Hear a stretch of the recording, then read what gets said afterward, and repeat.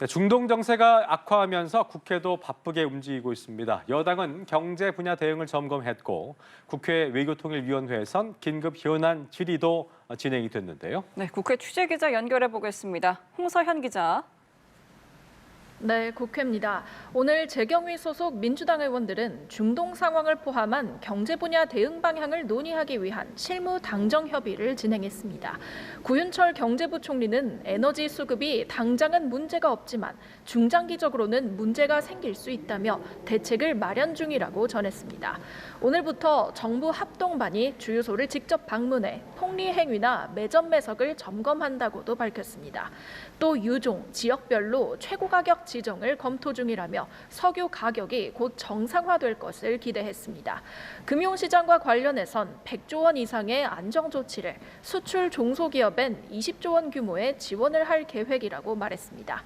국회 외통위에선 중동 사태와 관련해 긴급 현안 질의가 열렸습니다. 여야는 중동 지역의 우리 국민에 대한 조치가 더 신속했어야 했다며 외교부 대응을 질타했는데요.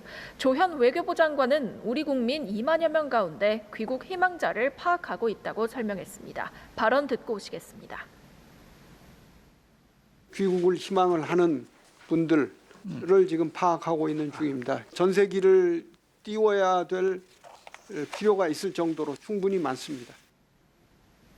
조 장관은 오늘 우리 교민들을 태울 아랍에미리트 민항기가 인천까지 바로 출항하기 시작했다고도 전했는데요. 미국으로부터 군사적, 비군사적 지원 요청은 받지 않았다며 다만 주한미군 무기의 중동 투입에 대해선 긴밀히 협의 중이라고 밝혔습니다. 네, 이번에는 여야 당내 상황 짚어보겠습니다. 민주당 지도부는 오늘 호남을 방문했죠? 네, 민주당 지도부는 전남 광주 행정통합특별법 통과 이후 처음으로 오늘 전남 영광을 방문했습니다. 정청래 대표는 당선 뒤 첫 최고위도 작년 마지막 최고위도 전남에서 했다며 호남에 대한 애정을 드러냈는데요. 앞으로 호남은 국토 균형 발전의 심장이 될 것이라며 민주당이 끝까지 챙기겠다고 강조했습니다.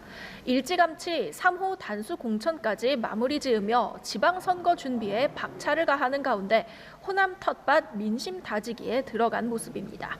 전남 광주의 경우 이번 선거에서 첫 통합단체장을 뽑게 되면서 민주당 후보군만 8명에 달하는데요.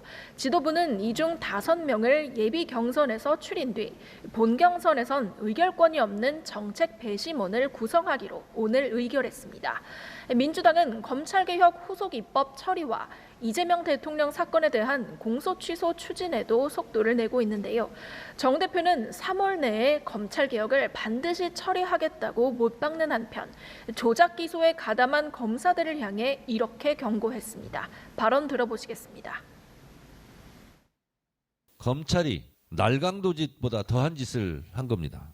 이런 범죄 행위에 가담한 검사들은 모두 깜빵으로 보내겠습니다.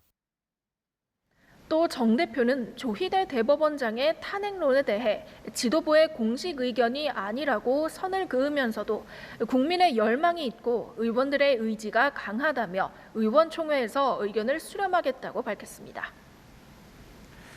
자, 이런 가운데 국민의힘은 배현진 의원의 징계 효력 정지로 후폭풍이 일고 있다면서요.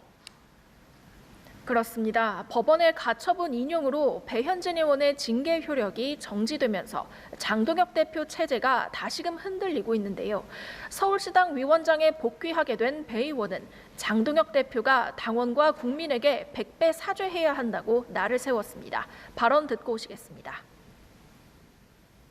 장 대표가 지금 입이 10개라도 할 말이 있겠습니까? 이러한 사태를 연이어서 촉발한 장 대표가 당원과 국민들에게 진심으로 100배 사죄하고 앞서 당에서 제명됐던 한동훈 전 대표도 이제는 대한민국 법원을 제명할 것이냐며 당권발을 겨냥했고 장 대표와 각을 세우고 있는 오세훈 서울시장도 오늘 국회를 찾아 서울시당이 정상적으로 운영될 수 있어 다행이라는 입장을 밝혔습니다. 친한계와 소장파에선 징계를 주도했던 윤민호 윤리위원장의 사퇴와 경질 요구가 잇따르고 있습니다. 김재섭 의원은 윤리위를 당권파의 사냥개라고 깎아내렸고 박정훈 의원은 위헌정당의 길로 들어선 참사라고 비판했습니다. 장 대표는 이번 법원의 가처분 인용 결과에 대해 아직까지 별도의 입장을 내지 않고 있는데요. 박성훈 수석 대변인은 당 차원의 추가적인 법적 대응은 고려하지 않고 있다며 진화에 나섰지만 당분간 논란은 계속될 전망입니다. 이런 가운데 한동훈 전 대표는 내일 부산 구포시장을 방문해 지도부에 맞서 새 결집에 나설 예정입니다.